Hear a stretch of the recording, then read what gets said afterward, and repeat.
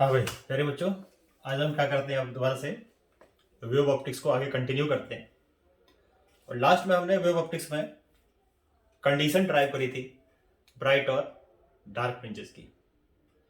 अब हम यहां पर इसके बाद क्या करेंगे, जैसे स्क्रीन है तो स्क्रीन पे क्या होता है कि ब्राइट और डार्क फ्रिंजेस बनती है, मैंने देखा था पीछे। और उसमें आपने एक और बड़ी खास बात देखी थी कि ब्राइट फ्रिंज के बाद डार्क आता है, डार्क के बाद फिर ब्राइट आता है, फिर डार्क आएगा, ऐसे ऊपर भी और ऐसे नीचे भी इस तरीके से आता है। यानी कि जो ब्राइट और डार्क फ्रिंजेस होती है ये अल्टरनेट होती है, यानी bright dark bright dark bright dark bright dark, इस तरीके से ब्राइट के बाद डार्क आएगा, डार्क के बाद ब्राइट आएगा। इस तरीके से जो फ्रिंजेस होते हैं, कंस्ट्रक्टिव और डिस्ट्रक्टिव इंटरफेरेंस या ब्राइट या डार्क फ्रिंजेस जिसको आप खोलते हो, ये अल्टरनेट होते हैं। यानी कि ब्राइट के बाद डार्क आएगा, फिर दोबारा कभी दो लगातार डार्क नहीं आ जाएगा, दो लगातार ब्राइट नहीं आएगा। तो अब हम यहां क्या करते हैं, देखो जो फ्रिंजेस बनता है उसकी विड्थ निकालेंगे। जो फ्रिंजेस की विड्थ है वो क्या होती है, किस किस चीज पर डिपेंड करती है।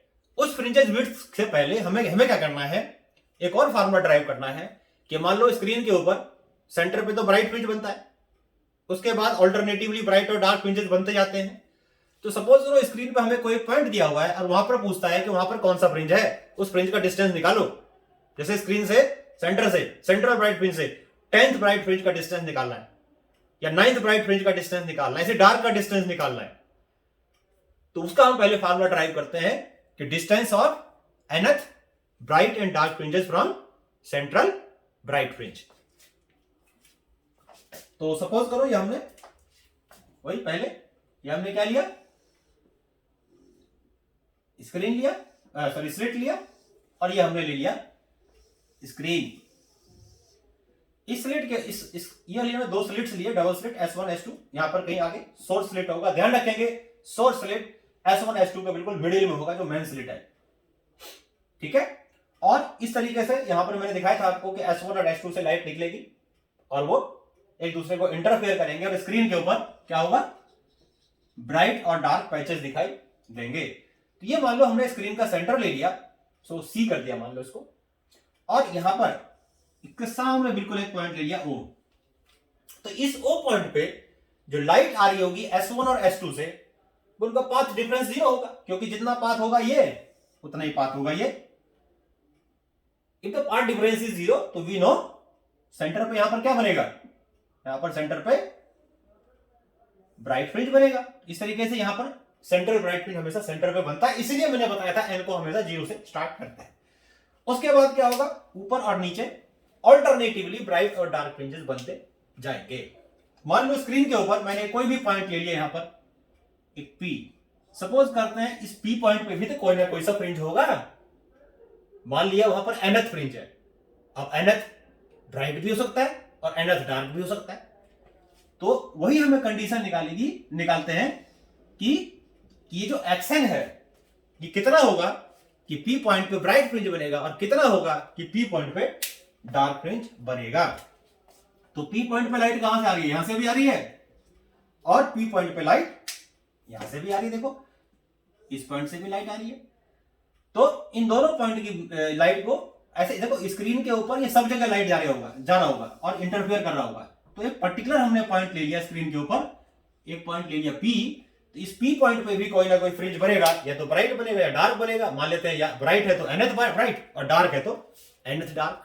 और उसका डिस्टेंस मान लेते हैं यहां से कितना है, उसका डिस्टेंस यहां से हम मान लेते हैं xn है। ये यहां से एक परपेंडिकुलर ड्रॉ कर दिया, यहां से ड्रॉ कर दिया परपेंडिकुलर।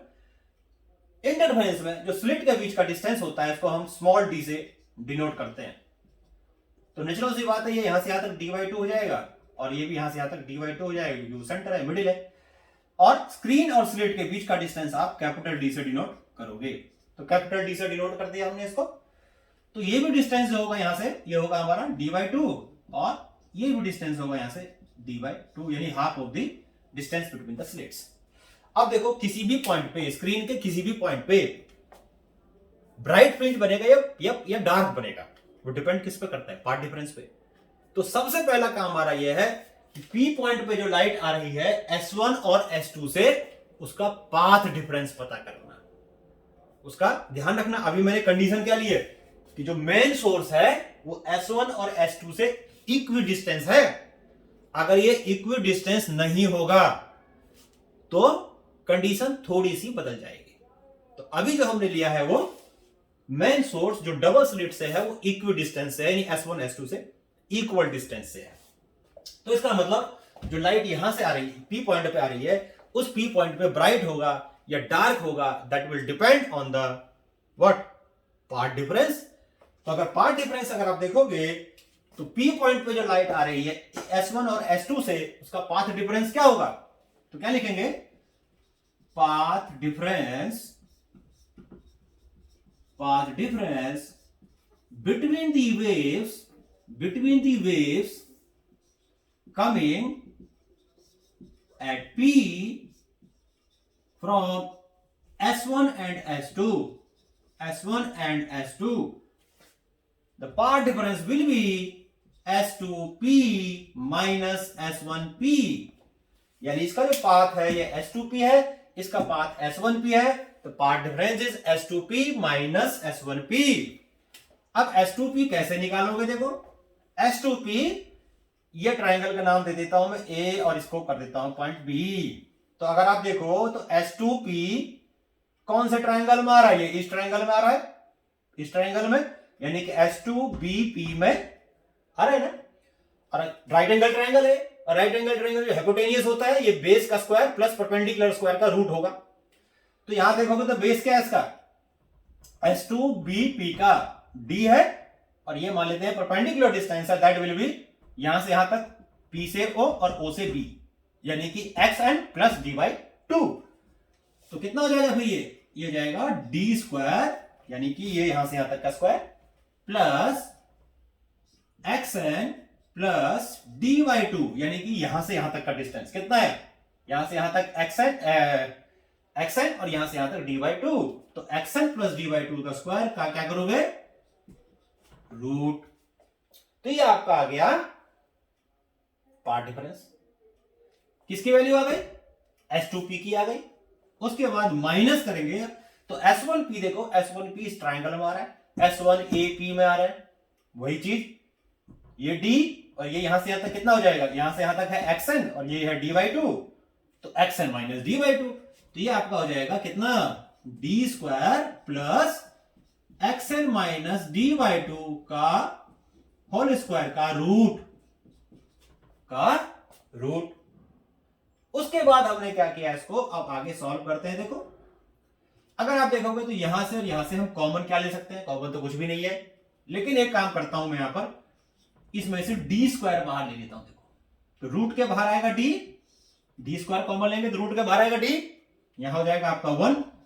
यहां तो D स्क्वायर है ही नहीं, लेकिन कॉमन ले लिया हमने D स्क्वायर, तो डिनोमिनेटर में D स्क्वायर कर देंगे। सेम चीज यहां करेंगे तो क्या हो जाएगा आपका? D और 1 plus XN minus D/2 whole square divided by D square, ये आ गया आपको। अब इन दोनों में अगर आप देखोगे तो कैपिटल D बाहर आ जाएगा, और एक फार्मूला होता है देखो, बाइनोमियल एक्सप्रेशन 1 प्लस एक्स की पावर m 1 प्लस mx। इसके आगे भी टर्म्स होते हैं, ये इनफाइनाइट सीरीज होती है ये, लेकिन इसके बाद जो टर्म आएगा, अगर ऐसे एक्सपेंड कर रहे हैं इसको, या बीच में माइनस आ रहा है, इसको अगर एक्सपेंड करेंगे तो mx आएगा, फिर x स्क्वायर वाला टर्म आएगा, फिर क्यूब का आएगा, इस तरह से आएगा। तो यहां पर हम ये एज्यूम कर रहे हैं, इसको इससे कंपेयर करेंगे तो इसको हम मान लेते हैं x, पूरी चीज को, ये पूरी चीज को x मान लेते हैं। और अगर x बहुत मान लो छोटा है तो स्क्वायर तो उसका और भी छोटा हो जाएगा, जैसे 1/2 है तो 1/2 का स्क्वायर 1/4 और स्मॉल हो गया, और स्क्वायर करोगे तो और छोटा हो जाएगा।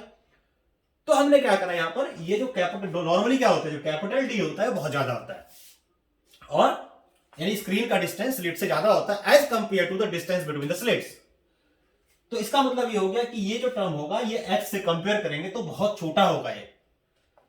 तो जब इसको बाइनोमियल को एक्सपेंड करेंगे तो स्क्वायर वाला टर्म, क्यूब वाला टर्म, उसको हम लगभग 0 ही कर देंगे, तो सिर्फ हमारा ये वाला टर्म बच जाएगा।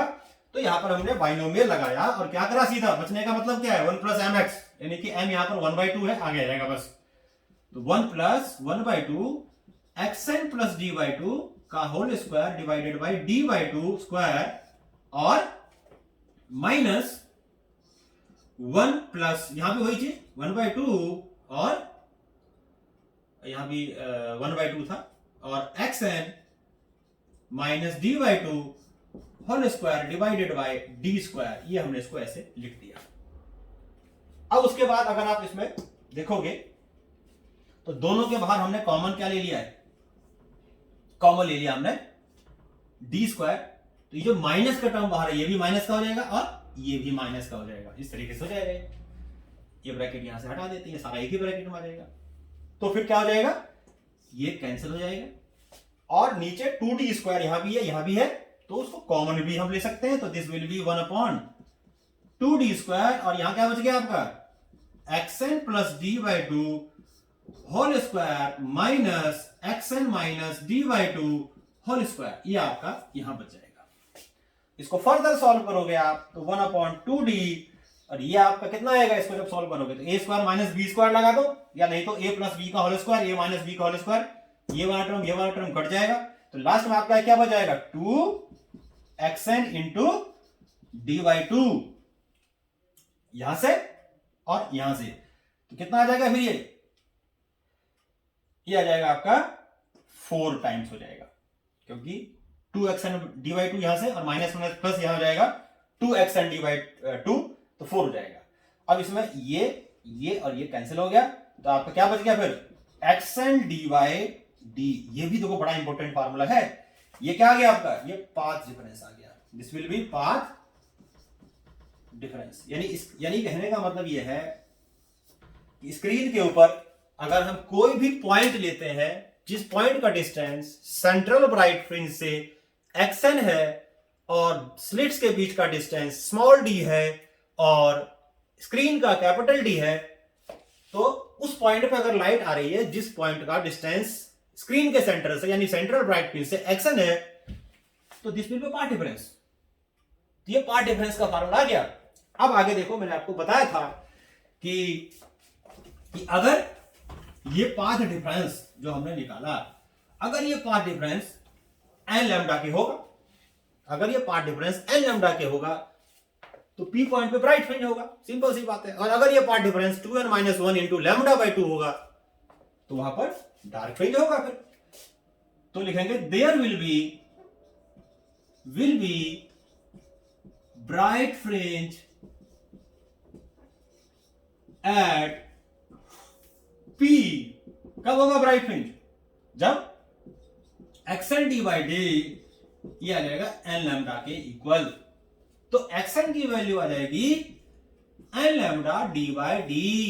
तो इस फार्मूले से हम किसी भी ब्राइट फ्रिंज का सेंट्रल ब्राइट फ्रिंज से डिस्टेंस निकाल सकते हैं, यदि हमें पता हो कि हमें कौन से ब्राइट फ्रिंज का सेंट्रल ब्राइट फ्रिंज से डिस्टेंस निकालना है। जैसे मान लो अगर हमें कहता है कि find the distance of ninth bright fringe sorry from the central bright fringe, तो n की वैल्यू 9 डाल दो, बाकी lambda capital D small D दे रखा होगा। तो इस तरीके से हम क्या करेंगे, किसी भी ब्राइट फ्रिंज का सेंट्रल ब्राइट फ्रिंज से डिस्टेंस निकाल सकते हैं by using this relation. And also क्या लिखेंगे अब कि मान लो there will be dark fringe at P, अगर P पॉइंट पे डार्क फ्रिंज कब होगा, व्हेन जो पाथ डिफरेंस है ये आपका हो जाएगा 2n minus 1 into lambda by 2, ये हमने ड्राइव किया था वो यूज कर दिया, xn आ गया 2n minus 1 lambda D by 2d। तो ये किसी भी डार्क फ्रिंज का सेंट्रल ब्राइट फ्रिंज से डिस्टेंस निकालने का फार्मूला आ गया, सेंट्रल ब्राइट फ्रिंज से किसी भी डार्क फ्रिंज के डिस्टेंस निकालने का फार्मूला आ गया। अगर आप देखो कहेगा कि फर्स्ट ब्राइट फ्रिंज का डिस्टेंस कितना होगा सेंटर से, तो n की जगह 1 डाल दोगे तो lambda D by D, second का 2 lambda D by D, third का 3 lambda D by D and so on. ऐसे यहां पर फर्स्ट डार्क फ्रिंज का सेंट्रल ब्राइट फ्रिंज से डिस्टेंस कितना होगा, n की जगह 1 डाल दो तो लैम्डा डी बाई 2d आ जाएगा, 2 डालोगे 3 लैम्डा डी बाई 2d आ जाएगा, 5 लैम्डा डी बाई 2d आ जाएगा, सो ऑन इस तरीके से 5 7 9 ऑर्डर मल्टीपल होगा। तो इस तरीके से हम ये जो आ गया हमारे डिस्टेंस आ गया, किसी भी ब्राइट और डार्क फ्रिंज का सेंट्रल ब्राइट फ्रिंज से डिस्टेंस क्या होता है। तो इन फॉर्मूलों को हम यूज करके डिस्टेंस निकाल सकते हैं। अब हम आगे करते हैं, देखो फ्रिंजेस की विड्थ निकालते हैं। जैसे अभी हमने देखा था कि जो ब्राइट और डार्क फ्रिंजेस बनता है स्क्रीन के ऊपर, उसकी कुछ ना कुछ विड्थ होगी, यानी कि कितनी विड्थ होती है ब्राइट फ्रिंज की और कितनी विड्थ होती है डार्क फ्रिंज की। तो उसके लिए मैं क्या करता हूं, देखो सपोज करो ये मैंने बना दिया स्क्रीन, तो अब मैं क्या कर रहा हूं, अब मैं निकाल रहा हूं width of bright and dark fringes, width of bright and dark fringes. तो ये स्क्रीन मैंने ऐसे बना दिया, मान लो इस टाइम आपको अभी दिखाया था मैंने स्क्रीन पे, ओ पे क्या होता है सेंटर ऑफ ब्राइट फ्रिंज। अच्छा ये एक्सेस लेता हूं मैं इंटेंसिटी का, एक्सेस लेता हूं इंटेंसिटी का, और ये डिस्टेंस लेता हूं xn, किसी भी ब्राइट या डार्क फ्रिंज का डिस्टेंस जो सेंटर से होता है वो। तो सेंट्रल पे कौन सा बनता है, देखो ब्राइट फ्रिंज, फिर उसके बाद क्या बनेगा डार्क फ्रिंज, ये फिर ब्राइट फ्रिंज, इस तरह से ये ऑल्टरनेटिवली क्या होंगे ब्राइट और डार्क फ्रिंजेस दोनों साइड बनेंगे, इधर भी बनेगा और ऐसे इधर भी बनेगा, इस तरह से ब्राइट और डार्क फ्रिंजेस दोनों साइड बनते जाएंगे। ये मान लो ब्राइट है, फिर अगला क्या होगा डार्क होगा, फिर ब्राइट है फिर डार्क होगा, फिर ब्राइट है फिर डार्क होगा, एंड सो ऑन। ऐसे इधर भी होगा, इधर भी होगा। तो आप देख सकते हो यहां पर कोई भी, अच्छा एक चीज और, आप आगे एक चीज और बताऊंगा आपको मैं, बड़ी खास बात है कि इससे पहले जो हमने कंडीशंस निकाली थी ब्राइट फ्रिंज की, वो क्या थी, ब्राइट फ्रिंज कंडीशन लिखी थी हमने, या तो इवन मल्टीपल ऑफ पाई था या इंटीग्रल मल्टीपल ऑफ लैम्डा था, ऐसे डार्क के निकाली थी। अब मान लो एक पहला जो ब्राइट है, सेंटर के बाद जो पहला ब्राइट आएगा उसका पार्ट डिफरेंस कितना होता है लैम्डा, और डार्क का कितना होता है, डार्क का कितना बताया था 3 लैम्डा बाई या लैम्डा बाई 2 आ जाएगा। यानी कि एक ब्राइट फ्रिंज का जो डिस्टेंस है, पार्ट डिफरेंस है, वो है हमारा लैम्डा, और उससे पहले वाले का जो पार्ट डिफरेंस है डार्क का, वो है लैम्डा बाई 2। तो क्या लैम्डा और लैम्डा बाई के 2 के बीच में कोई और पार्ट डिफरेंस नहीं होगा, लैम्डा बाई 3 नहीं होगा क्या, लैम्डा बाई 4 नहीं होगा क्या। अगर मान लो मैं कहता हूं कि लैम्डा और लैम्डा बाई 2, लैम्डा पे होता है ब्राइट फ्रिंज, लैम्डा बाई 2 पे होता है डार्क फ्रिंज, तो इसके बीच में क्या होगा, ऐसा होता है। देखो इसीलिए मैंने ऐसा ग्राफ बनाया। होता क्या है कि जैसे मैंने ये मान लो एक पॉइंट ले लिया, सपोज करो, इसे एग्जांपल बता रहा हूं, यहां पर जो लाइट आई उसका जो पार्ट डिफरेंस है वो लैम्डा है मान लो, ठीक, और मान लिया यहां लाइट है, इसका पार्ट डिफरेंस है लैम्डा बाई 2, सपोज करो। तो यहां पर क्या होगा, यहां एग्जैक्टली डार्क होगा, डार्केस्ट, यहां होगा ब्राइटेस्ट। तो होता क्या है कि धीरे धीरे क्या होता है, जैसे हम डार्केस्ट से ब्राइटेस्ट पॉइंट की ओर जाएंगे तो इंटेंसिटी जो होगी वो धीरे धीरे इंक्रीज करेगी और एक पॉइंट पे आके मैक्सिमम हो जाएगी, और वो क्या है लैम्डा। फिर धीरे धीरे इंटेंसिटी डिक्रीज होगी और कौन से पॉइंट पे आएगी 3 लैम्डा बाई 2 पे बिल्कुल इंटेंसिटी मिनिमम हो जाएगी। देन अगेन स्टार्ट्स इंक्रीजिंग और धीरे धीरे इंक्रीज करके वो 2 लैम्डा बाई 2 पे फिर मैक्सिमम हो जाएगा। तो ये जो लैम्डा होता है या 2 लैम्डा होता है, ये मैक्सिमम इंटेंसिटी होती है ना, और उससे पहले मिनिमम होगा। तो मिनिमम और मैक्सिमम के बीच में एक ऐसे बहुत सारे पॉइंट्स भी होते हैं जहां पर लाइट ना तो मिनिमम होती है ना मैक्सिमम होती है, नहीं लाइट धीरे धीरे इंक्रीज करती है, फिर धीरे धीरे डिक्रीज करती है, फिर धीरे धीरे इस तरीके से इंक्रीज करती है। इसीलिए हमने ग्राफ ये ऐसा बनाया है।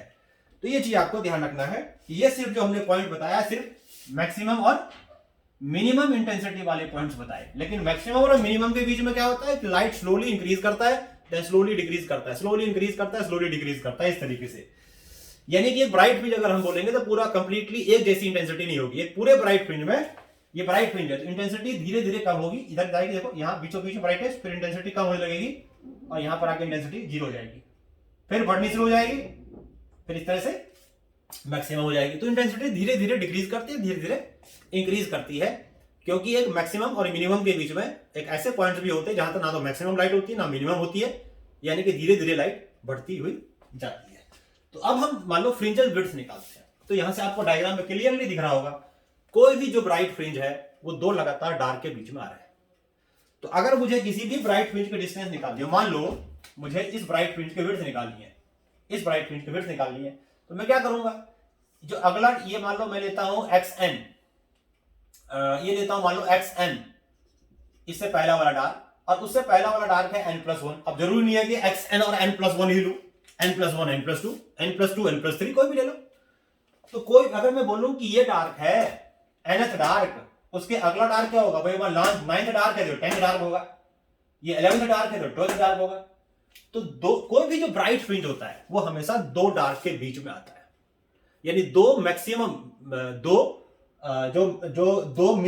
मैक्सिमम के बीच में मिनिमम आएगा और दो मिनिमम के बीच में मैक्सिमम आएगा। तो अगर हमें क्या करना है, हमें निकालना है मान लो width of bright fringe, width of bright fringe. तो क्या लिखेंगे विड्थ ऑफ ब्राइट फ्रिंज, ये लिखेंगे separation of two consecutive dark fringe, two consecutive dark fringe on either side of it, है ना। तो अगर मैं एक को मान लेता हूं xn+1, माइनस कर दूं उससे पहले वाले ब्राइट फ्रिंज का डार्क फ्रिंज का डिस्टेंस, ये nth+1 डार्क फ्रिंज का डिस्टेंस है, nth का है, तो उनको माइनस कर दूंगा तो उसके बीच का जो ब्राइट फ्रिंज है उसका गैप आ जाएगा, यानी उसकी विड्थ आ जाएगी। तो x nth क्या है, अभी डार्क फ्रिंज का मैंने लिखा था आपको, क्या होता है डार्क फ्रिंज का फॉर्मूला 2n-1 इंटू λd/2d। यहां कितना आ जाएगा, 2n की जगह लिखेंगे n+1 -1 λd/, कितना λd/2d। ये अभी हमने ब्राइट फ्रिंज की लिखी थी तो वहां पर n था 2n-1 λd/2d, तो n+1 लिख दिया n की जगह, xn क्या हो जाएगा 2n-1 λd/2d, है ना। अब इसमें से आप कॉमन ले लो λd/2d, तो कितना आ जाएगा, फिर ये हो जाएगा 2n+2 -1 और यहां से आ जाएगा आपका +1, तो ये हो गया आपका ये आ जाएगा 2n+2 और 2n+2 और यहां पर आ गया आपका -1 और यहां कितना आ जाएगा -2n+1, ये आ जाएगा। तो ये आपका इससे कैंसिल हो जाएगा, इससे ये कैंसिल हो जाएगा, आपका 2 रहेगा, 2 से 2 कैंसिल हो जाएगा, तो ये आपका आ जाएगा लास्ट में λd/d। तो ये इसको बीटा से मान लो डिनोट कर देते हैं, तो ये किसकी विड्थ आ गई, ये आपकी ब्राइट फ्रिंज की विड्थ आ गई। इस ब्राइट फ्रिंज की विड्थ में एक बड़ी खास बात आपको दिख रही है कि इसमें n नहीं है, n का मतलब क्या है, कौन सा ब्राइट फ्रिंज है। अब इस ब्राइट फ्रिंज को देख करके तो हम कह नहीं सकते कौन सा ब्राइट फ्रिंज है, इसका मतलब चाहे ये हो चाहे ये हो चाहे ये हो चाहे ये हो चाहे ये हो चाहे ये हो, सबकी विड्थ क्या होगी, एक जैसी तो होगी। तो यहां पर ये प्रूव कर दिया हमने, या हम ऐसे भी बोल सकते हैं कि we have proved that the width of all bright fringes are same in interference, क्योंकि ये इंडिपेंडेंट ऑफ n है, इसका मतलब सभी ब्राइट फ्रिंज की विड्थ एक जैसी होती है, और इस तरीके से हमने निकाला। इसी तरीके से अगर आप डार्क फ्रिंजेस की विड्थ निकालते हो तो डार्क फ्रिंज की विड्थ क्या हो जाएगी, क्या लिखेंगे कि width of dark fringes equals to separation of two consecutive bright fringe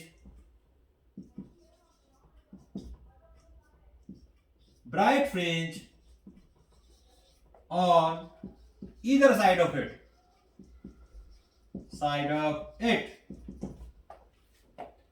तो इसके लिए आप क्या करोगे, जैसे लिखो xn माने वही n+1 और एक ले लिया xn, लेकिन यहाँ डिस्टेंस सब किसका लेंगे, ब्राइट का लेंगे, यानी डार्क की विड्थ निकालनी है तो ब्राइट के डिस्टेंस को माइनस करोगे, है ना, और अगर ब्राइट की विड्थ लेनी है तो डार्क के डिस्टेंस को माइनस करोगे।